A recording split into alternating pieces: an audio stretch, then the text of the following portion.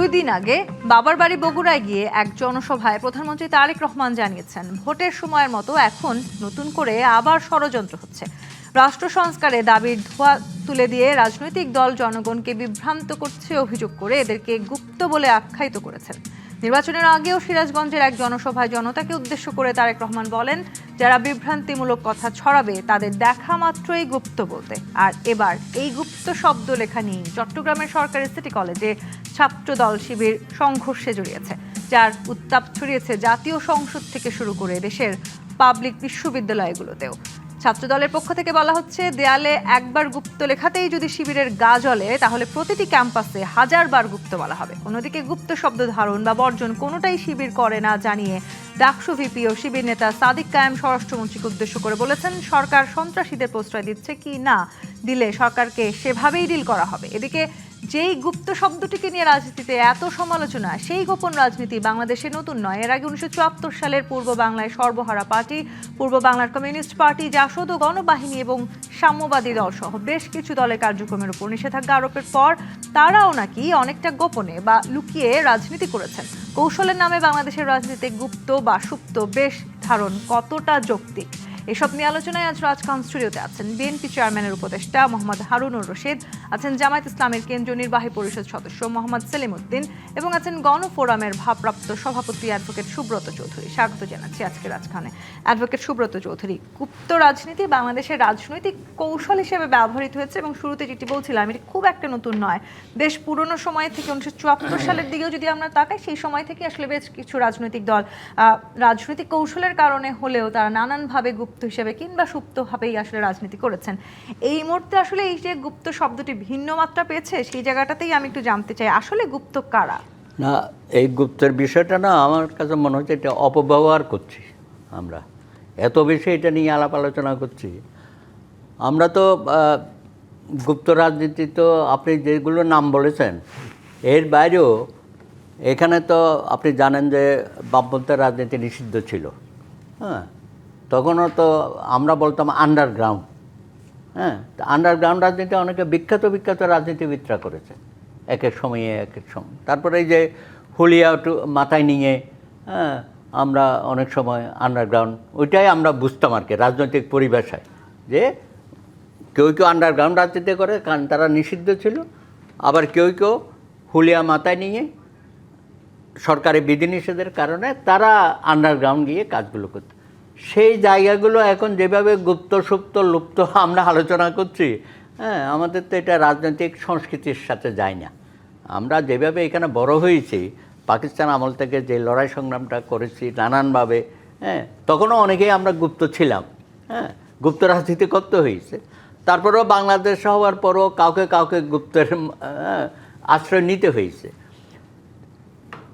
এটা খুবই দুঃখজনক। হ্যাঁ, এটা খুবই দুঃখজনক। কিন্তু আপনি যে আশ্রয় নিতে হয়েছে বলছেন, সেই জায়গাটিতে আমরা যদি আসলে তাকাই বা 2024-এর যেই গণঅভ্যুত্থান, সেই সময়টা থেকে গুপ্ত শব্দটিকে আসলে যে না, ওইটা বলা হচ্ছে যে ওখানে যে এনসিপির ছেলেরা বা যারা আন্দোলনের সামনের সারিতে ছিল তারা অনেকে ছাত্রলীগে ছিল, ছাত্রলীগের কমিটিতে ছিল।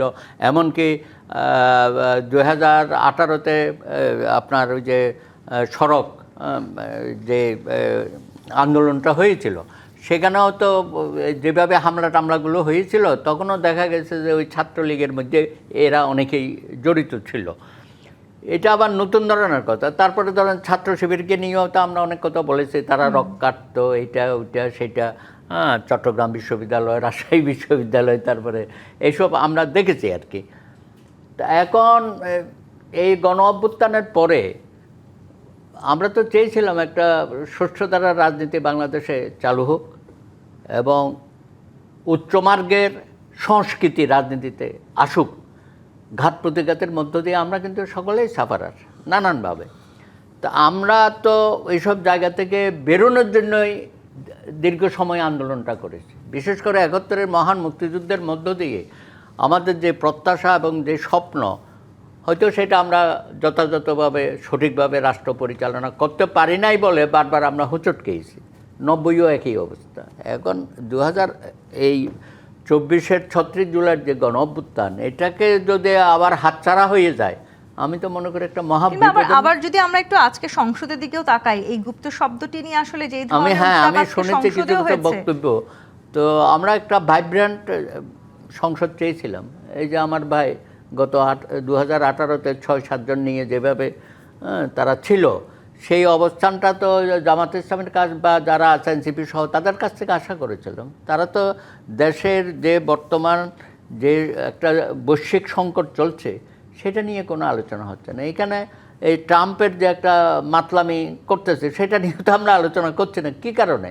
আমাদের যে চুক্তিটা হলো, আমরা তো বলছি এটা আমাদের রাষ্ট্রের সাথে যায় না, এটা অনেকটা দেশবিরোধী চুক্তি, তাদের পারমিশন নিয়ে আমাদের অনেক কিছুই করতে হবে। এটা দেখেছেন তো কাণ্ড কারখানাগুলো, সেগুলো নিয়ে আপনারা কথা বলেন না কেন? পয়েন্ট অফ অর্ডারে জ্বালানি সংকটের ব্যাপারে কথা বলেন। এবং এইটা আমি তো বলেছি যে আপনি একটা জাতীয় কমিটি করেন, জ্বালানি বিশেষজ্ঞদের নিয়ে একটা জাতীয় কমিটি করে সেই কমিটির মাধ্যমে কাজ করেন, সেখানে সবাই মিলে থাকুক। অসুবিধাটা কি? তাইলে আমরা এইসব অপরাজনীতিক থেকে, আমি যেটা বলছি যে একটা সুস্থ ধারার উচ্চমার্গের রাজনীতি আমরা ফিরে যেতে চাই। না করে আসলে আমরা তুলনামূলক কম গুরুত্বপূর্ণ বিষয়গুলো নিয়ে সংসদে অবশ্যই এগুলো একেবারে এগুলো জনগণের স্বার্থ। কদিন পরে দেখবেন, এখন তো আমরা সবাই খুব চেয়ে আছি যে প্রধানমন্ত্রী কী বলছে, স্বরাষ্ট্রমন্ত্রী কী বলছে, বিরোধী দলের নেতা উপনেতা ওনারা কী বলছেন, এনসিপি কী বলছেন। এই 2-3 মাস পরে দেখবেন জনগণের আর এটা আগ্রহ থাকবে না। আমি মোহাম্মদ সেলিমউদ্দিন আপনার কাছে আসি। ছাত্রদল আসলে এই গুপ্ত শব্দটি নিয়ে আসলে যে ঘটনাটি ঘটেছে, এরপরে ছাত্রদলের পক্ষ থেকে বলা হয়েছে দেয়ালে একবার গুপ্ত লেখাতেই যদি শিবিরের গা জ্বলে তাহলে প্রতিটি ক্যাম্পাসে 1000 বার গুপ্ত বলা হবে। একটা রাজনৈতিক প্রেক্ষাপটে বিশেষ একটা রাজনৈতিক দলকে দীর্ঘকালীন এই গুপ্তভাবে আসলে যেভাবে রাজনীতি করতে হচ্ছে সেটিকেও এক ধরনের রাজনৈতিক কৌশলও বলা হচ্ছে। সেই কৌশলটা কি আসলে আপনারা সত্যিকার অর্থে একটি বিশেষ প্রেক্ষাপটেই করতে হলো? ধন্যবাদ আপনাকে এবং রাজকাহনের দর্শক শ্রোতাদেরকে, যারা এখন দেখতেছেন পরে দেখবেন, সবাইকে আমার শুভেচ্ছা। বিশেষ করে প্রবীণ রাজনীতিবিদ, আমাদের গণফোরামের ভারপ্রাপ্ত সভাপতি অ্যাডভোকেট সুব্রত সাহেব এবং আমাদের হারুন ভাই তখর পার্লামেন্টারিয়ান ছিলেন। আগে তার বক্তৃতা আমরা খুব মন্ত্রমুগ্ধের মতো শুনতাম, বিরোধী দলের কণ্ঠস্বর হিসেবে ভূমিকা রাখতেন। সবাইকে আমি শুভেচ্ছা জানাচ্ছি। আমাদের বিজ্ঞ অ্যাডভোকেট সুব্রত সাহেব যে কথাগুলো বলেছেন, আমি প্রথমে তার সাথে সহমত পোষণ করছি। বিশেষ করে এই গুপ্ত টুপ্ত এই বয়ানটা মূলত ছাত্রদল তাদের মুরব্বীদের ইনস্ট্রাকশনে হোক অথবা তাদের নিজেদের, আসলে ছাত্রদলে এখন যেটা ক্রাইসিস, ছাত্র তো খুব বেশি নাই, টোকাই মুখাই বিভিন্ন জায়গাতে হায়ার করে নিয়ে তারা শিবির চিনবে কীভাবে? শিবির তো হলো যারা মেধাবী, ডাকসুর বিবি সাদেক কায়েম, ফরহাদ, এরা যখন কথা বলে মনে হবে জাতীয় রাজনীতিবিদ এক একজন। এরা যখন ডিবেটে আপনাদের এখানেও আসছে বিভিন্ন জায়গায়, ছাত্রদলে যে সবাই টোকাই তা তো না, সবাই টোকাই আমি বলছি না, কিন্তু বেশিরভাগ এরা বাইরে থেকে যাইয়া মিছিলে অংশ নেয়। তো শিবির চিনবে কীভাবে? সে প্রত্যেকটা মানুষ নিজেকে সে যেরকম চিন্তা করে অন্যকেও সেরকম চিন্তা করে। ইসলামী ছাত্র শিবির এমন একটা মেধাবী, এমন একটা ক্রিয়েটিভ, এমন একটা ছাত্র সমাজের একটা আস্থার মিনার। দেখছেন আপনারা ইউনূস সরকারের আমলে যে নিরপেক্ষ নির্বাচন হলো, সেই নির্বাচনে বিপুল ভোটে কত কথা, তুমিও জানি আমিও জানি, সাদিক কায়েম পাকিস্তানে, ছাত্রছাত্রীরা একেবারে মুখের উপরে চপেটাঘাত করে যা করবার তাই তারা করেছে। এখনই জ্বালা কেমনে সহ্য করবেন? এজন্য সুপ্ত যদি হয় হেলমেট বাহিনী গঠন করে মানুষকে নির্যাতন করা, চাপাতি দিয়া কিংবা গাজার পুটলি পকেটে নিয়ে ইউনিভার্সিটিতে মানে যাতাই করা, তাহলে তো সেটা এক জিনিস। রামদা, পিস্তল এগুলো নিয়ে খুনাখুনি ঘোরাঘুরি করা, এগুলোর নাম কি সত্য? ইসলামী ছাত্র শিবির এমন একটা ছাত্র সংগঠন, তার জন্মলগ্ন থেকে এই পর্যন্ত কখনোই সে তার নিজেকে সম্পূর্ণরূপে আড়াল করে নেয়। যেটা দাদা বলেছেন যে রাজনৈতিক কারণে বিভিন্ন সময় কোন দলের নেতা আড়ালে যান নাই কিছুক্ষণের জন্য, কিন্তু এইটাকে এই যে একটা শব্দ দেখেন, এই শব্দটা বাংলাদেশের রাজনীতিতে এনে এটা ওনারা ওনাদেরকে জাতির সামনে অনেকটা এজ লাইক হাসিনার চরিত্রের একটা মানে অনুসরণ করতেছেন ওনারা। হাসিনা যেভাবে বলছিল রাজাগারের বাচ্চা কাচ্চারা পোলাপাইন কি বলছিল, এর 1 সপ্তাহ 10 দিনের ভিতরে কবর রচনা হয়ে গেছে। ওনারা এই শব্দের জন্য যদি বাংলাদেশে ওনাদের কবর রচনার পথ তৈরি হয়, সংশোধন না হন, শিবিরের জন্য কিছুই জানে, ডাজন্ট ম্যাটার। একটা সাধারণ ছাত্র জানে শিবির বলতে কোনো গুপ্ত জিনিস এনে না, সবচেয়ে সত্য, আলোকিত, সমুজ্জ্বল, যাদেরকে দেখলে সবাই চিনে, যারা নামাজি ছেলে, যারা পরহেজগার, দিনদার, যারা চাঁদাবাজি করে না। একটা শিবিরের ছেলের চরিত্রে চাঁদাবাজির কোনো অভিযোগ নাই। সেই ছেলেদেরকে যারা গুপ্ত বলবে, তাদের ওই তথাকথিত বয়ানকে আমি একটু যুক্ত করি, ছাত্র সমাজ বিএনপির একেবারেই সংসদ সদস্য আজকে সংসদে বলেছেন যারা ৭১-এর যুদ্ধকে মেনে নিতে পারে না, তারা বাংলাদেশকে মেনে নিতে পারে না, এই কারণে তারা গণতান্ত্রিকভাবে যে কোনো কিছু বলার সুযোগ আছে সেটিকেও তারা মেনে নিতে পারছেন না। মানতে তো কোনো অসুবিধা, গণতান্ত্রিক, এটা কি একটা গণতন্ত্র হলো? যে ছাত্র সংগঠন জুলাই আন্দোলনে সবচেয়ে বলিষ্ঠ ভূমিকা পালন করেছে, তাকে আপনি কেন একটা শিবির একাই কি সবচেয়ে বলিষ্ঠ ভূমিকা পালন করলো? সেই একাই করব কেন? সবার ছিল, অন্যরাও করেছে, শিবিরও তো করেছে, নাকি করে নাই? সবাই মিলে করেছে। তাইলে কেন এটা শিবিরের সাথে এখন একটা শব্দ লাগানোর কি, ওই যে একটা মানে প্রবাদ আছে, সুখে থাকলে বুতে কিলায়। মানে নিজেরা রাজনীতিকে, মানে যেখানে যেখানে কন্ট্রোল করা, মানে রাজনীতিক একটা ঐক্য তৈরি হয়েছিল গণভোটের মাধ্যমে। আপনার কাছে আমি আসবো, আমি একটু ধারণার কাছে যাই।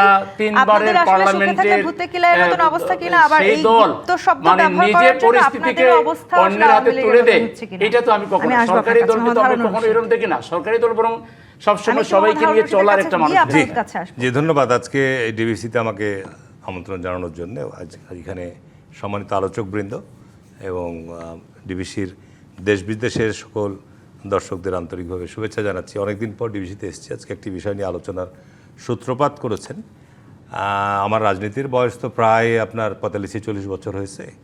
ছাত্র রাজনীতি দিয়ে আমার যাত্রা শুরু, এবং বাংলাদেশের স্বাধীনতার পর এবং বর্তমান সময় পর্যন্ত আলোচনা করতে হলে অনেক সময় লাগবে। হিউম্যান ক্যারেক্টার বলে একটা কথা আছে, মানুষের চরিত্র। আমরা এক একজন, কেউ চোর, কেউ ডাকাত, কেউ সুদর্শন, কেউ কুৎসিত, ঠিক আছে না? তো মানুষের ক্যারেক্টার নিয়ে যদি আপনি আলোচনা করতে যান, রাজনৈতিক দলের ক্যারেক্টার নিয়ে আলোচনা হবে, তো সেটা নিয়ে যদি সত্য হয়, মিথ্যা হতে গেলে আপনি সেটার জন্য একরকম আলোচনা করতে হবে। এখন ৭১-এ জামাত ইসলামের ভূমিকা কী ছিল, এটা পৃথিবী যতদিন থাকবে, বাংলাদেশ যতদিন থাকবে, এটা নিয়ে কিন্তু কেউ এই জায়গা থেকে আপনার এটা ইতিহাস থেকে মিশতে পারবে কি? পারবে না। তো এখন এখানে আন্ডারগ্রাউন্ড আর গুপ্ত কিন্তু কমপ্লিটলি ডিফারেন্ট জিনিস। সুব্রতদা যেটা বলেছে, আমরা যখন আপনার স্বাধীনতার উত্তর পরপরই আপনার রাজনৈতিক যারা স্পেস সেভাবে পায়নি, তারা অনেকে আন্ডারগ্রাউন্ডে চলে গেছে, মানে আপনার গোপন রাজনৈতিক তৎপরতা চালিয়েছে। তারা কিন্তু অন্য কোনো রাজনৈতিক দলের আশ্রয়িত হয়ে কাজ করেনি, ঠিক আছে না? এগুলো কমিউনিস্ট পার্টি সহ অনেক দল আছে। ইভেন আপনার যখন শেখ মুজিব আপনার বাকশাল কায়েম করলো, তখনও আপনার অনেক বৈধ রাজনৈতিক দল আন্ডারগ্রাউন্ডে চলে গেল। আন্ডারগ্রাউন্ড ভিন্ন জিনিস, আর গুপ্তটা এখানে মিনিং করা হচ্ছে ভিন্ন। গুপ্তটা শব্দটা এসছে কখন? গুপ্ত হচ্ছে বিগত ১৫ বছর আপনার যে আওয়ামী লীগের দুঃশাসন ছিল, এখানে বিশ্ববিদ্যালয়গুলোতে একচ্ছত্রভাবে ছাত্রলীগ ছাড়া অন্য কাউরই কোনো অস্তিত্বই ছিল না, কোনো রাজনৈতিক দলের কোনো কর্মকাণ্ডই ছিল না, ছাত্র শিবিরেরও ছিল না, ছাত্র দলেরও ছিল না, ঠিক আছে? এখন আপনার এই 5ই আগস্ট 2024-এর এই জুলাইয়ের পরিবর্তনের পর, তখন ছাত্রদের একটা আপনার কোটা বিরোধী আন্দোলন থেকে যাত্রা শুরু করে পরবর্তীতে এটা গণঅভ্যুত্থানের রূপ লাভ করলো এবং সরকার বিদায় হলো। এরপরে যে চরিত্রটা দেখা গেছে, ওই সময় যারা ছাত্রলীগের অন্তর্ভুক্ত ছিল, ছাত্রলীগের মিছিল করেছে, ছাত্রলীগের স্লোগান দিয়েছে, এরা কি গুপ্ত হিসাবে পরিচয় করা হচ্ছে? এটা সত্য। আমাদের দেশের আপনি চরিত্র যদি ছাত্র সমাজের যে ক্যারেক্টার ফ্রম আপনার পাকিস্তান আমল থেকে যদি আপনি শুরু করেন, ভাষা আন্দোলন থেকে যদি শুরু করেন, ছাত্র সমাজের ক্যারেক্টার, ছাত্ররা অলওয়েজ আপনার যেটা সত্য সেটা তারা প্রকাশ করবেই। আমি রাজনীতি করি, আমার বিএনপি আমার অঙ্গ সংগঠন ছাত্রদল, আমি ছাত্রদলকে কিন্তু সত্যকে আপনার আড়াল করার জন্য আমি দামাতে পারবো না, এই তুমি থামো, যেটা সত্য সেটা প্রকাশিত হবে। সুতরাং এখানে আমি আসলে সেলিম ভাই এখানে যে কথাটা বলেছে, একটা কথা কি শুনেন, ছাত্রদলের মেধাবী ছাত্রদলের মধ্যে মেধাবী ছাত্র নেতৃত্বের অভাব আছে? উনি এক ছাত্রদলকে সময় ছিল, কতটুকু চিনেন, এখন কি অবস্থা? উনি কতটুকু চিনেন, কতটুকু জানেন? কোনো মেধাবী ছাত্র আরে ভাই, আমাদের তো গত 15 বছর রাজনৈতিক কোন, আমি কথা বলি প্লিজ, আমি আমার কথার মধ্যে বলেন না ক্রিয়েটিভ কথা না বলে প্লিজ, বাজে কথা আমার আসবে কথার না। মধ্যে দয়া করে কথা বলেন না। বিষয়টা হচ্ছে যে গত 15 বছর কি বাংলাদেশে কোনো রাজনৈতিক চর্চা ছিল? কোনো ছাত্র সংগঠনের রাজনৈতিক চর্চা ছিল? আমি তো ছাত্রদল করে আওয়ামী লীগের মধ্যে গুপ্ত হয়ে থাকতে পারিনি। আমি যদি আওয়ামী লীগের মধ্যে গুপ্ত হয়ে থাকি, আমাকে বহিষ্কার হবে দল থেকে, প্রশ্নই আসে না। বিষয়গুলো আপনাকে এইভাবে পরিষ্কার আসতে হবে। এখন জামাত ইসলাম এই নির্বাচনের মধ্য দিয়ে, এই নির্বাচন নিয়ে আমি কোনো প্রশ্ন আনতে চাই না। আমাদের জামাতের আমিরই বলেছে যে ডক্টর শফিক সাহেব, যে এই নির্বাচন পোস্টমর্টম রিপোর্ট একদিন আসবে। আমি আমার নির্বাচনী এলাকা থেকে আমি বলবো যে আমার সঙ্গে জামাত ইসলাম বিগত 5টি নির্বাচন করেছে। আমি গত 18 নির্বাচনে আমার সঙ্গে বর্তমান যে এমপি হয়েছে 75,000 ভোটে পরাজিত হয়েছে। হাও, একবার দুবার না, আমার সঙ্গে অতীতে 4 বার। তাদের ভোটের তো একটা রেশিও আছে, 50,000, 60,000, তাদের ম্যাক্সিমাম 1,90,000 ভোট। তো এটা তো আপনার আমাদের বাংলাদেশে যে 111-এর পরে যে নির্বাচন হচ্ছে, এক্সিট প্ল্যান ছিল ফখরুদ্দিন মঈনুদ্দিনের, তখন আপনার বিএনপিকে 30টা সিট দিয়েছে। হাসিনা তো পার্লামেন্টে দাঁড়িয়ে বলেছে যে আমি ইচ্ছা করলে একটাও সিটও না দিতে পারতাম। আজকে আপনার প্রফেসর ইউনূসকে নির্বাচনকে আনার জন্য জামাত ইসলাম ছাড়া এখন আর কোনো দল নাই। আওয়ামী লীগ নিষিদ্ধ, আওয়ামী লীগের সঙ্গে যারা জোটে ছিল তারা সব নাই। এই নির্বাচনকে আন্তর্জাতিক এবং জাতীয়ভাবে গ্রহণযোগ্য আনার জন্যে এখন জামাত ইসলামকে যদি আপনি বলেন যে এখন কখন বলছে পেয়ার ছাড়া ভোট হবে না, কখন বলছেন গণভোট ছাড়া ভোট হবে না, তারপর তাদের সাথে একটা মিউচুয়াল আন্ডারস্ট্যান্ডিং অবশ্যই হয়েছে, অবশ্যই হয়েছে। সুতরাং তারা তো জামাত বলে ইসলামকে BNP-র সাথে understanding ভাবতে হবে, জামাত ইসলাম যদি এখন মনে করে থাকে যে 50 বছরের স্বাধীনতা উত্তর বাংলাদেশে জামাত ইসলাম বিএনপির সঙ্গে দীর্ঘদিনের পথ চলা, এবং জামাত ইসলাম এই পথ চলতে গিয়ে এককভাবে নির্বাচন করে তাদের ভোটের অবস্থানটা কি তারা ভালো মতো জানে। সুতরাং নির্বাচন যদি ফেয়ার এবং ফ্রি হয়, বাংলাদেশে জামাত ইসলাম কটা সিট পাবে সেটা কিন্তু আলোচনার জি, ব্যাপার। এটা অর্থাৎ মানে একটি সুতরাং রাজনৈতিক আজকে আমি দল- যেটা মনে করি, আমি শেষ করি, আমি যেটা মনে করি যে আজকে সুব্রতদা যেটা বলেছে যে পার্লামেন্টে এখন যেহেতু সরকারি দল বিরোধী দল আলোচনা হচ্ছে, আমাদের জাতীয় ইস্যু, আজকে মাননীয় প্রধানমন্ত্রী পরিষ্কার বলেছে যে জাতীয় ইস্যু নিয়ে আসেন আমরা একসাথে আলোচনা করি।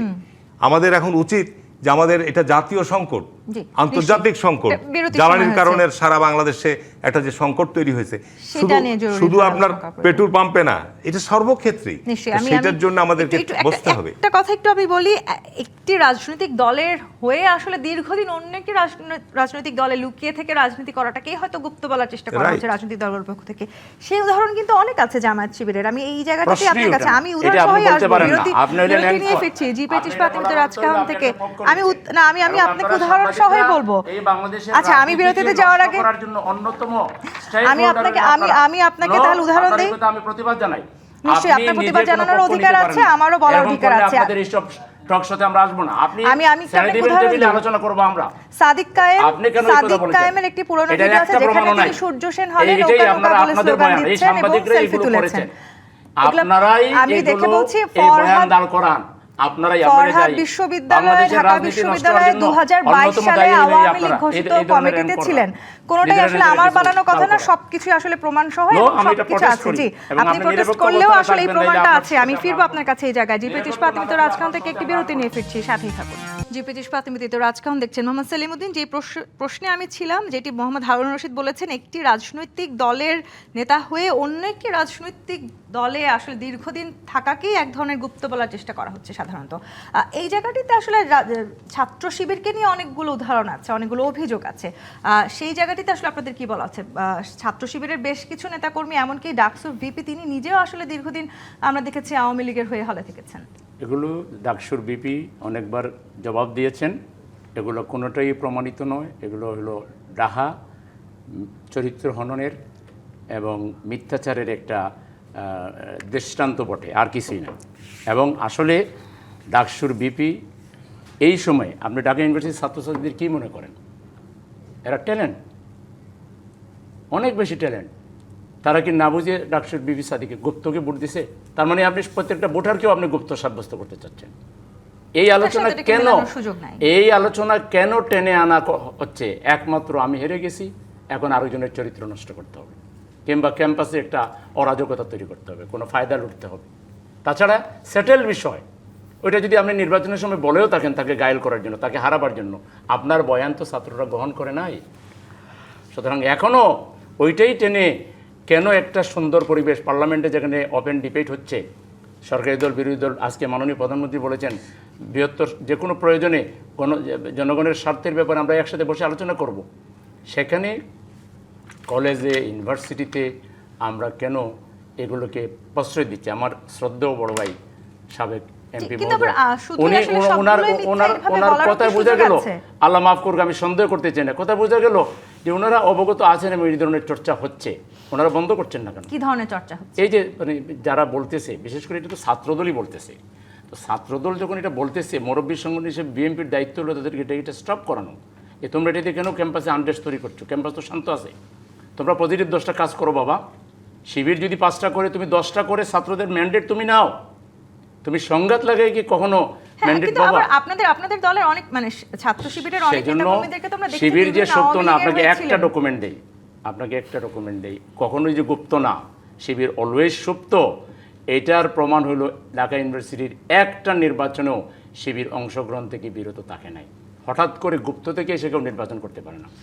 ঢাকা ইউনিভার্সিটির প্রত্যেকটা ছাত্র সংসদ নির্বাচনে বিপুল ভোট শিবির পেয়েছে। কোন অবস্থায়? যখন শিবির সব সময় টর্চারিংয়ের মধ্যে ছিল, বিপদের মধ্যে ছিল। একটা গভর্নমেন্টে তো শিবিরকে ছেড়ে কথা বলে নেই। তারপরে আপনি ইতিহাস দেখেন, এরপরে আর আপনি এজ এ সাংবাদিক হিসেবে আর কোনো নয়া প্রমাণ হাজির করার দরকার নাই। প্রমাণ এটাই আমি নতুন যে করে ঢাকা প্রমাণ হাজির বিশ্ববিদ্যালয়ের করছি না, শিবির জাকির আচ্ছা, আমি এই always প্রসঙ্গে একটু বলতে ছাত্র চাচ্ছি। সংসদ নির্বাচনে আমার সেখানে কাছে আসি আমি। এবং বিপুল ভোটে এখন তারা আমার সেখানে সুব্রত দা কি বসেই সেখানে থাকবে? পায়। না, আমি আপনি- যাবো সুব্রতদার কাছে। আচ্ছা, আমি এখানে একটু এখানে ভালো শুনেন, আপনার আমি কাছে আমি আসি। আমি আমি একটা জিনিস বলছি কি, দেখেন ইউনূস সরকারের সময় ওনারা যে 1.5 বছর সময় অতিক্রম করে গেলেন এবং দেশের যে একটা ক্রান্তিকাল সময় অতিক্রম করেছে, আপনার বিশ্ববিদ্যালয় নির্বাচন নিয়ে তো অনেক কোশ্চিন আছে, কোনো সন্দেহ নাই। আমি তো নিজে ছাত্র নির্বাচন কলেজে করেছি, বিশ্ববিদ্যালয়ে করেছি, কিন্তু এই বিশ্ববিদ্যালয় নির্বাচনের সময় আপনি যেখানে গত 15 বছর ছাত্র সংগঠনের কোনো রাজনৈতিক চর্চাই ছিল না কোনো বিশ্ববিদ্যালয়ে, তো আপনার বিশ্ববিদ্যালয় নির্বাচন এত জরুরি হয়ে গেল? জাতীয় নির্বাচনের পূর্বে বিশ্ববিদ্যালয় নির্বাচন করা এটা তো একটা এজেন্ডার অংশ ছিল। রিহার্সাল হইলো। এটা একটা এজেন্ডার অংশ এবং আপনি দেখবেন পার্লামেন্টে বলেছে, তো পার্লামেন্টে আলোচনায় এসছে, আমাদের মাননীয় স্বরাষ্ট্রমন্ত্রী বলেছে যে আমরা বলতে চাই না বিশ্ববিদ্যালয়ের সমস্ত ভাইস চ্যান্সেলরগুলো জামাত ইসলাম সমর্থিত। ওয়াই? বিশ্ববিদ্যালয়ে কি আপনার প্রথিতযশা অধ্যাপক ছিল না? নিরপেক্ষ অধ্যাপক ছিল না? এখন একজন নিরপেক্ষ বিশ্ববিদ্যালয়, দিয়েছেন আপনারা? একজন আমাদের সরকার ক্ষমতা এসে স্বাভাবিক কারণে আমাদের সমর্থিত এখনো তো দলীয় লোক দিছেন। এখন বিষয়টা তাহলে তো ইউনূস সাহেব কি জামাত সমর্থিত না, আপনার ইউনূস সাহেব অন্তর্বর্তীকালীন নিরপেক্ষ সরকার লোকই ছিল? দিয়েছিল। ইউনূস আমি সাহেব যে কারণেই নিরপেক্ষ বলছি দিয়েছিল। যে নির্বাচন আপনার জাতীয় এই বিশ্ববিদ্যালয়তে হলো, ঢাকা বিশ্ববিদ্যালয়ে প্রথম নির্বাচন হতে গিয়ে কি হলো? ঢাকা বিশ্ববিদ্যালয়তে নিঃসন্দেহে আবিদ আমাদের অত্যন্ত যোগ্য প্রার্থী ছিল এবং অত্যন্ত ছাত্রদের কাছে সে অত্যন্ত গ্রহণযোগ্য মানুষ ছিল।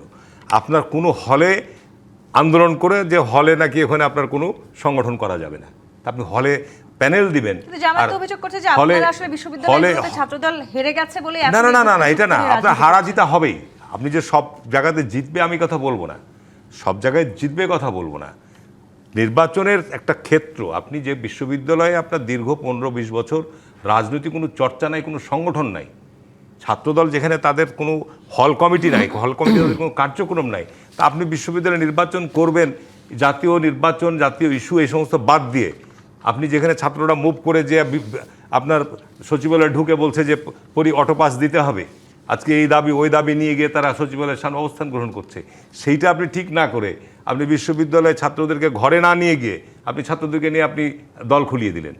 এগুলো অনেক আলোচনা আছে, আপনার এগুলো অনেক আলোচনা আছে, আলোচনা করা যাবে। এগুলো দেশের জন্য ক্ষতি হয়েছে, এগুলো রাজনীতি ছাত্রদের শিক্ষাঙ্গনের জন্য ক্ষতি হয়েছে। আপনি শিক্ষাঙ্গনে এখন রাজনীতি হবে, আবার 1 বছর পর নির্বাচন হবে, নির্বাচনে দেখা যাবে যে ওখানে ছাত্র শিবির কি কেমন রেজাল্ট করে। এবং নির্বাচন নিঃসন্দেহে নির্বাচন আপনার ওখানে সকল সংগঠন যারা আজকে আছে তারা অংশগ্রহণ করবে। সুতরাং এখানে একে অপরের দোষারোপ নয়। এখানে আমি যেটা মূল বিষয়টা বলবো যে আমাদের এখন জাতীয় অনেক ইস্যু, জাতীয় অনেক সংকট আছে, সেই জায়গায় আমরা একটা গণতন্ত্র উত্তরণের জায়গায় আছি। এখনও স্থানীয় সরকার নির্বাচন হয়নি, আমরা একটা জায়গার দিকে এগিয়ে যাই। রাজনৈতিকভাবে জামাত ইসলাম বিরোধী দলের সমালোচনা হবেই, বিরোধী দল হিসেবে বিরোধী দল সরকারের সমালোচনা করবে, এটাই স্বাভাবিক। সেই সমালোচনা গঠনমূলক হোক সেটি প্রত্যাশা রাখতে চাই আমরা। অ্যাডভোকেট সুব্রত চৌধুরী, আইনে আছে রাজনৈতিক দল হিসেবে কার্যক্রম চালাতে হলে অবশ্যই নির্বাচন কমিশনে নিবন্ধিত হতে হবে। যদিও আইন থাকা সত্ত্বেও গুপ্ত রাজনীতিতে দমনে বেশ কিছু বাস্তবিক চ্যালেঞ্জ রয়েছে, আপনিও শুরুতে সেই কথাগুলো বলছিলেন। এখন আসলে যে গুপ্ত রাজনীতি নিয়ে যে আলোচনাটি সম্প্রতি উঠলো, সেই জায়গাটিতে আমরা কিন্তু পাল্টা না আলোচনা উঠছে, যখন হয়ে যাক আলোচনা, কিন্তু আলোচনা করেছেন, বিতর্ক হোক না। আমি বলি যে বিএনপি নেতা আমার সময়ে ইসলামী ছাত্র সংঘ ছিল। হ্যাঁ, আমরা তো একসাথে রাজনীতি করেছি, তাই না? এনএসএফ ছিল, ছাত্র ইউনিয়ন ছিল, ছাত্রলীগ ছিল, তখন তো আর বিএনপি আসে নাই। এখন মুক্তিযুদ্ধে দেখলাম এই ছাত্র সংঘের ছেলেরা রাজাকার আলবদর আলশমস হয়ে গেল। তারপরে দেশ স্বাধীন হওয়ার পরে তাদের রাজনীতি নিষিদ্ধ হলো। রাষ্ট্রপতি শহীদ জিয়া রহমান এসে তাদেরকে রাজনীতি করার সুযোগ দিল। তাহলে এই অবস্থা তারা কোথায় ছিল? তারা হঠাৎ করে রাজনীতির মাঠে কিভাবে চলে আসলো? তাহলে ছিল তো তারা, তাহলে গুপ্ত ছিল, সুপ্ত ছিল, তো এগুলো মেনে নিতে অসুবিধাটা কি? আমার ভাই এত সেন্সিটিভ হচ্ছে কেন? তারপরেও বিভিন্ন সময় নানান কারণে অনেক রাজনৈতিক দলকে গুপ্ত অবস্থায় থাকতে হয়েছে। ওনারা আবার আওয়ামী লীগের সময়ে আবার বিপদের মধ্যে ছিল। শুনেন, আমি তো পেশায় বহু বছর ধরে আছি। আমি কিন্তু এই জামাতের ভাইরা বা যারা শিবির ব্যাকগ্রাউন্ডে আসছে, তারা তো সব বিএনপির সাথে ছিল। আমি তো চিনতেই পারি না এটা বিএনপি না এটা জামাত। রাইট। আপনি এত অস্থির হচ্ছেন কেন ভাই? আপনি এখন সুযোগ পেয়েছেন, স্বাধীনভাবে রাজনীতি করবেন। আমি তো দেখছি যে যাদেরকে আমি বিএনপি মনে করতাম, তারা দেখি এখন জামাতের রাজনীতি করে। তো তাতে দোষণীয় কী হয়েছে? ওই সময়টা তো আপনার পক্ষে রাজনীতি করার সুযোগ ছিল না। সুতরাং আপনি এখন বিএনপির প্রতি আপনি এত কূটবাক্য দেওয়ার ব্যাপার না, কারণ আপনারা নানানভাবে বেনিফিটেড হয়েছেন বিএনপি থেকে, শহীদ রাষ্ট্রপতি থেকে বেগম খালেদা জিয়া আপনাদেরকে অনেকভাবে। অবশ্যই বেগম জিয়া এবং শহীদ রাষ্ট্রপতি জিয়া রহমানকে আমরা না, এগুলো তো আমাদের দেখা। কোর্ট রাজনীতি করেন নাই, সুতরাং এখনকার বিএনপি ওই জায়গায় আছে না, তারা এখন যে সর্বশেষ যে বিষয়টা হচ্ছে এটাই আমাদের এখন প্রশ্ন। এই শিবিরের ছেলেপেলে জিয়াউর রহমান এবং গত 17 বছর ছাত্রলীগের ব্যানারে কাজ করেছে, অনেক জায়গায় অনেক কমিটিতে তারা ঢুকেছে। এটা মেনে নেন না, এটা অসুবিধাটা কি? আমি সেটা বুঝি না। অনেক শিবির বলেছে যে আমিও শিবির করি, আমিও ছাত্রলীগের নেতা, আমি শিবির করি। এই কথা তাদের আছে তো, তাদের জবানবন্দি আছে এবং তারা গর্ব করে বলেছে যে এতদিন আমরা ছাত্রলীগে ছিলাম, কিন্তু আসলে আপনি কারেক্টলি বলেছেন। যেমন আপনাদের শিক্ষক যে সংগঠনটা বিশ্ববিদ্যালয়ে, জামাত বিএনপি একসাথে ছিল, এবং যারা আজকে বিশ্ববিদ্যালয়ের ভাইস চ্যান্সেলর হয়েছে তারা কিন্তু ওই সংগঠনের জায়গা থেকে হয়েছে। আজকে হঠাৎ করে এখন বিষয়টা হচ্ছে না, ডিভিশনটা যেহেতু এখন তো বিরোধী দলের সঙ্গে আলাদা হয়েছে, তখন আপনি বলেন না কেন? এই যে ভাই তুমি গুপ্ত, এখন ওইখানে কিন্তু তখন আপনার স্বার্থে এটা করেছে না। সেলিম ভাই, আপনি সাহসের সাথে বলেন হ্যাঁ আমরা গুপ্ত ছিলাম। আমি গুপ্ত আমি বলি না, আমি বলছি যে এই বয়ান নতুন করে কেন হাজির করা? আমার ধারণা একটু ছোট করে আপনার কাছে আরেকবার আসি। আজকে জাতীয় সংসদে জামায়াতের আমির বলেছেন বিএনপিও দীর্ঘদিন আসলে লুকিয়ে রাজনীতি করেছে। তার মানে বিএনপি নেতাকর্মীরাই দীর্ঘদিন গুপ্ত ছিলেন, তাদের মুখে এখন আর এই গুপ্ত শব্দটি মানায় না। না, বিএনপি তো দীর্ঘদিন লুকিয়ে রাজনীতি করা বলতে আপনার উনি কি মিন করেছেন বলতে পারবো না। গুপ্ত আর লুকিয়ে থাকে এক জিনিস। তার আমরা তো আমাদের বিরুদ্ধে লক্ষ লক্ষ লক্ষ লক্ষ নেতাকর্মী মামলা ছিল, আমরা এই এলাকায় থাকতে পারিনি। না বিএনপির ছেলেপেলে ছাত্রলীগের কমিটিতে ছিল না, কেউ না, একজনও বলতে না, অসম্ভব, বহিষ্কার হবে। কাছে থেকে দেখেছি তো, একজনও থাকতে পারবে না। এবং অন্য রাজনৈতিক দলের ভিতরে হয়ে রাজনীতি করার তাদের সঙ্গে মিছিল করা, আমাদেরও কোনো নেতাকর্মী কোন দলের হয়ে কোনো তার কারণ আপনার আমাদের ছেলেরা লুকিয়ে ছিল এবং সবচেয়ে সোচ্চার ছিলাম আমরা আওয়ামী লীগের আমলে রাস্তায়। খোদ প্রধানমন্ত্রীও আমার নেতৃত্বে শক্তির বিরুদ্ধে সতর্ক থাকতে বলেছেন। তার মানে কোথাও না কোথাও তো একটা ষড়যন্ত্র হয়তো হচ্ছে। আমি এই আলোচনায় শিবিরের সভাপতি ছিলেন। রাজকাহন থেকে বিরতি নিয়ে ফিরছি, সাথেই থাকুন। জি25 প্রাথমিক রাজকাহন দেখছেন অ্যাডভোকেট সুব্রত চৌধুরী। মূলত ক্যাম্পাসগুলোতে থেকে আসলে এই শব্দটা হয়তো শুরু হয়েছিল, কে বেশি শক্তিশালী। আবার যদি আমি একটু অন্যভাবে চিন্তা করি, জুলাই অভ্যুত্থানে কার অবদান কতটুকু, এই বিতর্কটা থেকে আসলে গুপ্ত শব্দটা অনেক বেশি শক্তিশালী হয়েছে। এমনকি একটা সময় এসে বা এখন আসলে সংঘর্ষে বারুদে পরিণত। আচ্ছা, জুলাইকে নিয়ে অনেক বয়ান তৈরি হয়েছে। হ্যাঁ, মানে জুলাই চেতনা আরেকটা নতুন বয়ান, যেন যারা বয়ানটা দিচ্ছে এর বাইরে যারা আছে ওরা জুলাইকে বিশ্বাস করে। আন্দোলনে ছিল, এখন বিশ্বাস করে, এরকম আর কি ভাবটা। আমি যে কথাটা বলতে চাই, এই যে গুপ্ত একটা শব্দ নিয়ে শিবির বা জামাত ইসলামী হঠাৎ এত ক্ষিপ্ত কী কারণে হয়? আমরা অতীতেও দেখেছি বহু রাজনীতিবিদকে, ধরেন আমি তো বামনারার থেকে আসছি, এইখানে যারা বামের শীর্ষ পর্যায়ে ছিল তারা আওয়ামী লীগে ছিল, তারা নেপে ছিল, মৌলানা ভাসানীর দলে ছিল, ওয়াল খানের দলে ছিল, অধ্যাপক মোজাফফর, আচ্ছা, এই এগুলো তাদের চোখের রাজনৈতিক সামনে। কৌশলটা বাংলাদেশের রাজনীতিতে বেশ তো পুরনো। ওনারা কেন, আমি তো বলছি যে না, আপনাদের সৎ সাহস নাই কেন? আপনারা বলেন যে হ্যাঁ আমরা গুপ্ত, আপনারা কিন্তু আবার আন্ডারগ্রাউন্ড আজকে শব্দ প্রধান- ব্যবহার করেন। আমরা আমাদের গুপ্ত বলার কারণে আমরা কারোর উপরে গিয়ে অ্যাটাক করছি? এই যে যেটা হয়ে গেল সেটা এটা আমরা করি নাই তো, উল্টো আমাদের উপরে করছে তো। না না, ওরা জাস্ট লিখেছে গুপ্ত, লিখছে, এর আপনি প্রতিবাদে আরো 10টা লিখে দেন। মিছিল করছে। আমার কথা হচ্ছে মিছিলে হামলা করছে তো এখন ছাত্র। এখন এইসব নিজেদের মধ্যে এই জায়গায় রাজনীতিটা থাকা উচিত কিন্তু হচ্ছে না। যখন আমরা আসলে কিন্তু খোদ আমরা কিন্তু প্রধানমন্ত্রীও পথ হারাবো। হ্যাঁ, আপনারা শক্তি একটু বিষয়ে সতর্ক করেছেন, তখন আসলে সত্যি একটি ষড়যন্ত্র হচ্ছে কিনা সেই শঙ্কাটা তো না না, আমার আছে তো। অনেকে হয়তো সচেতন ভাবে করছে। আমি বলছি যে এটা ভয়াবহ পরিস্থিতির সৃষ্টি হইতে পারে। এখনই যদি রাজনীতির মধ্যে, আমি তো মেঘাচ্ছন্ন দেখতেছি, ঘোলাটে করছি রাজনীতিতে। ওই যে বলে না গাদা কি ঘোড়া পানি ঘোলা করে খায়। এই পথে যেন আমরা না যাই, আমরা যেন পথ না হারাই। এটা সময় থাকতে যেন ইউনূস সাহেব control করি। পথ হারিয়েছিল বলে অনেক ভোগান্তি হয়েছে। এখন একটা গণতান্ত্রিক সরকার, বিপুল জনপ্রিয়তা নিয়ে তারা আসছে, তাদেরকে আমরা সময় দিই, তারা একটু। জি, কিন্তু অ্যাডভোকেট সুব্রত চৌধুরী, আপনি এই গুপ্তর যে ধারণা সেটিকে রাজনীতিকে যৌক্তিক মনে করেন? আমি যৌক্তিক মনে করি। তার রাজনীতি করার জন্য যদি সে কোনো দলে আশ্রয় নিয়ে থাকে, আমি এটা তো, এবং তারা তো সৎসাহসের সাথে বলেছে শিবির নেতারা যে হ্যাঁ আমরা গুপ্ত ছিলাম, ছাত্রলীগে পদাধারী ছিলাম। কিন্তু আমার কথা, তুমি ওখানে থাকিয়া তো আমাদের আন্দোলনের বিরুদ্ধে কাজ করেছো ইনিশিয়ালি, এখন এক একজন করে বেরোচ্ছে। হ্যাঁ, এই এটা বিষয়টা আমি বলি, মোহাম্মদ এটা সেলিমুদ্দিন- সমালোচনা করছি। যেই জায়গাটিতে অ্যাডভোকেট সুব্রত চৌধুরী প্রশ্নটা তুললেন যে দীর্ঘ সময় যখন শিবিরের নেতাকর্মীরা আওয়ামী লীগে ছিলেন তখন তারা তাদের বিরুদ্ধেই কাজ করেছেন, এখন এসে তাহলে কেন দাদার অন্য রূপ ধারণ ইনফরমেশনটা করলেন? সঠিক না। কারণ হলো শিবিরের কেউ দাবি করেছে যে আমি আগে এটা ছিলাম এখন শিবির করি, আমার নলেজ এটা নাই। এখন এটা দাদার কাছ থেকে আমি পরে জেনে নিব না, এটা হয়তো উনি কোথাও থেকে শুনেছেন। শিবির কেউ ছাত্রলীগে ছিল এখন দাবি করতেছে, হ্যাঁ যদি কেউ আগে ছাত্রলীগ করতো, কনভার্ট হয়েছে, আদর্শ চেঞ্জ করে শিবিরে আসছে, সেটা তো যে কেউ করতে পারে। আমি আপনাকে কিন্তু একটা পোস্ট বলি, গুপ্ত হয়ে একজন শিবির সে নেতা তিনি ছাত্রলীগ নিজে পোস্ট করেছে, করেছেন। দেন আবার সে মানে শিবিরে চলে তিনি আসছে। এটাও লিখেছেন যে ছাত্র শিবিরে সে যে যদি- ছেলেগুলো সক্রিয়ভাবে সে যদি ছাত্রলীগ করতো ছাত্রলীগ তারা করে মূলত থাকে- আইডেন্টিটি ক্রাইসিস থেকে না না, সে উত্তরণের জন্য যদি আওয়ামী লীগ ছাত্রলীগ করেছে। করে থাকে আর তারপরে তার আদর্শ চেঞ্জ করে, এটা তো করতেই পারে। এরকম আমরা বাংলাদেশের পরে এদেশের বিএনপিতেও 70-এ কি আপনারা এরকম দেখেছেন, এই উদাহরণ দেখেছেন? বিরাট সংখ্যক মানুষ আওয়ামী লীগ করেছে, তারা কি পরে আওয়ামী লীগের ছিল? একসময় যত মানুষ জিয়াউর রহমান সাহেবের সময় বিএনপি করেছে, সব মানুষ কি বিএনপিতে আছে?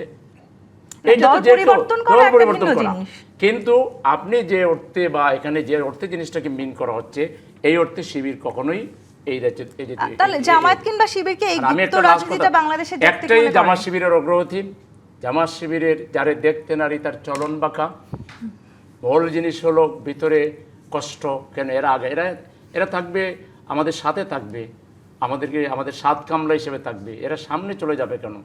দুঃখ ব্যথা জ্বালা যন্ত্রণা থেকে জাতীয় এরা। নির্বাচনে তো তবে আমরা বিএনপি বলবো এগিয়ে আছে। শিবিরকে জামাতকে বহু গালি দেওয়া হয়েছে, রাজাকার বলা হয়েছে, স্বাধীনতা বিরোধী বলা হয়েছে, ওই রানা প্লাজা ভেঙে দিছে, ভূমিকম্প এনেছে, এগুলো গুপ্ত সুপ্ত যা বলেন, শিবির এমন উদার এবং সহিষ্ণু রাজনৈতিক দল।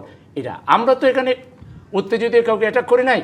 আমরা তো উত্তপ্ত হতে সিটি দেখছি। কলেজে যেটা হয়েছে, যাই হোক, এখন ব্যাপার হচ্ছে সিটি কি- কলেজে যেটা হয়েছে, সেলিম যে ভাই তো হয়তো ছাত্র বাকবিতণ্ডার শিবিরের- পরে শিবির মিছিল করেছে, প্রতিবাদ করেছে, এই প্রতিবাদ মিছিলে অ্যাটাক করা হয়েছে। জি, মোহাম্মদ কথাটাকে হারুন রশিদ, অন্যভাবে তাহলে ছাত্র বলে- দলে কি আসলে আমি প্রথম লাস্ট attack-টা কথাটা বলে করেছে? ফেলি, কি আর সুযোগ দিবেন? 10 সেকেন্ড দিতে পারি, 10 সেকেন্ড। আচ্ছা, লাস্ট কথা হলো যেটা দাদা বলেছেন, আমরা তিনজনই একমত। এইসব পুরাতন কালচার, যেটা শেখ হাসিনার কালচার, মানুষকে অভিযোগ দেওয়া, মানুষের উপরে মিথ্যা আরোপ করা, এগুলো বাদ দিয়ে আমরা বরং জি, সেখানে সবাই আসলে মিলে দেশ রাজনৈতিক গঠনের দলগুলো দিকে যাই। শীর্ষস্থানীয় নেতারাও এক্ষেত্রে কিন্তু এই বিএনপির একই দায়িত্ব আলোচনা সবচেয়ে করছেন। বেশি, আমরাও আমাদের দায়িত্ব জি, পালন মোহাম্মদ করব হারুন রশিদ। ইনশাআল্লাহ। ইসলামী ছাত্র শিবিরকে তো বাংলাদেশের ছাত্র সমাজ ভালো মতোই জানে। ইসলামী ছাত্র শিবিরের কর্মকাণ্ড আমরা অত্যন্ত পরিচিত। সুতরাং উনি ইসলামী ছাত্র শিবিরের নেতা ছিলেন, সভাপতি ছিলেন। কেন্দ্রীয় সভাপতি ছিলাম। আমি বিশ্ববিদ্যালয়ে ছাত্রদলের সভাপতি ছিলাম, আমি কেন্দ্রের ভাইস প্রেসিডেন্ট ছিলাম, আমি রাষ্ট্রপতি নির্বাচনও করেছি। এবং ইসলামী ছাত্র শিবিরের কর্মকাণ্ড নিয়ে আমি এখানে আলোচনার জন্য আজকে আসিনি। ইসলামী ছাত্র শিবিরের কর্মকাণ্ড সম্পর্কে এটা গোটা বাংলাদেশের ছাত্র সমাজ অবহিত এবং সেটা নিয়ে নতুন করে আমি বিশ্লেষণ করার কোনো প্রয়োজন মনে করি না। আমার কাছে এখানে বিষয়টা হচ্ছে যে একটা যে কোনোভাবেই হোক একটা নির্বাচন হয়েছে, নির্বাচনের পর একটা সরকার গঠন হয়েছে। আপনি এই ইউনূস সরকার আপনার বহু ছলচাতুরি করে বিভিন্নভাবে দীর্ঘ সময় কালক্ষেপণ করেছেন। উনি বিভিন্ন কমিশন গঠন করে আপনার সংস্কার প্রস্তাব তৈরি করে একটা খসড়া তৈরি করলেন। ওখানে খুব খোলামেলা আলোচনা, সব রাজনৈতিক সুব্রত দাদারাও ছিল, আলোচনা হয়েছে, অংশগ্রহণ করেছে এবং একটা স্বাক্ষরও হয়েছে, জুলাই সনদের স্বাক্ষরও হয়েছে। এবং এখানে বিএনপি খুব স্পষ্টভাবে বলছে এবং সেখানে যে সমস্ত বিষয়গুলো বিএনপির জায়গা থেকে আপত্তি, সে নোট অফ ডিসেন্ট আছে। এবং সেখানে বিএনপি বলছে যে আমরা জুলাই সনদে যে স্বাক্ষর করেছি, আমরা যেগুলোতে এক ঐক্যমত, আমরা সেগুলো ধারাবাহিকভাবে বাস্তবায়ন করব। এটা বৃহত্তম রাজনৈতিক দল প্রকাশ্য পার্লামেন্টে, প্রকাশ্য বাইরের সমাবেশে একই কথাই বলছে। এরপরও আপনার আজকে বিরোধী দলের জায়গা থেকে আজকে ধরেন যে 133টা যে অধ্যাদেশ ছিল তার মধ্যে কয়েকটা অধ্যাদেশ আপনার আসলগুলো বাতিল করা হয়েছে, মূলগুলো বাতিল। এবং এটার ক্ষেত্রে বলা হচ্ছে যে এই আইনগুলো আরও আধুনিকায়ন করে আরও ভালোভাবে যে সমস্ত ইগুলো আছে সেগুলো আবার উপস্থাপন করা হবে। অপেক্ষা করেন, ধৈর্য ধরে। একটা আইন তৈরি করে প্রস্তাব উত্থাপন করতে তো সময় দিতে হবে আপনাকে, এগুলো গুরুত্বপূর্ণ বিষয়। যে আইন যে কয়টা বিষয়, পুলিশ কমিশন, তারপরে মানবাধিকার কমিশন, এই সমস্ত বিষয়গুলো যেগুলো কয়টা বাদ দিয়েছে সেগুলো তো বলেনি যেগুলো আমরা করব না, সেগুলো করবে, কিন্তু সেগুলোর জন্য বলছে আমরা নতুনভাবে বিল নিয়ে আসবো। না নিয়ে আসবে তখন আপনারা অপেক্ষা করেন। কেবল তো প্রথম অধিবেশন বসেছে, এই মাত্র কয়েকটা প্রথম অধিবেশন। বিচার বিভাগে বিচারপতি নিয়োগের ক্ষেত্রে যেভাবে আপনারা করেছে, না না না, আপনি অন্তর্বর্তীকালীন সরকার, আমি প্রথমে বলবো অন্তর্বর্তীকালীন সরকারে যে প্রথম যে 20 জন না কজন বিচারপতি নিয়োগ দিয়েছে, সেটা কি যোগ্যতা সম্পন্ন বিচারক নিয়োগ দিয়েছে? আমি বলবো যে নো। জাতির যে প্রত্যাশা ছিল, যে প্রক্রিয়া দিয়ে যোগ্যতা সম্পন্ন বিচারপতি নিয়োগের যে প্রত্যাশা, যে এখানে রাজনৈতিক যে আপনার বিবেচনায় বিচারক নিয়োগ দেওয়া হয় অযোগ্য বা বিভিন্ন রকম প্রশ্ন থাকে, কিন্তু অন্তর্বর্তীকালীন সময়ে যে বিচারকগুলো নিয়োগ দিয়েছে সেগুলো নিয়ে তো প্রশ্ন আছে। সুতরাং আমার যেটা প্রশ্ন হচ্ছে যে জামাত ইসলামের ভাইদেরকে আমি বলবো যে ভাই, আমাদের মানুষের যে চারিত্রিক যে গুণাবলী, রাজনৈতিক দলেরও কিন্তু কিছু ইতিহাস ঐতিহ্য আছে। সেদিন পার্লামেন্টে একজন বলল যে বিএনপির 71 আছে, বিএনপি যদিও 71-এ জন্ম হয়নি, তারপরে বিএনপির 90 আছে, বিএনপির আপনার 24-26 আছে। এই বিষয়গুলো আলোচনা হচ্ছে না, এগুলো রাজনীতিতে একটা হিউমার, এগুলো রাজনীতিতে আপনার বিভিন্ন আলোচনার সময় বিভিন্নভাবে আলোচনা হয়। সুব্রত চৌধুরী, অসংখ্য ধন্যবাদ আজকে রাজকাহনে সময় দেওয়ার জন্য। আজকের মতো বিদায় নিচ্ছি। জিপি ইস্পাত নিবেদিত রাজকাহন থেকে ফিরবো আগামীকাল রাত 10টায় নতুন রাজকাহন নিয়ে। ডিবিসির সঙ্গে থাকুন।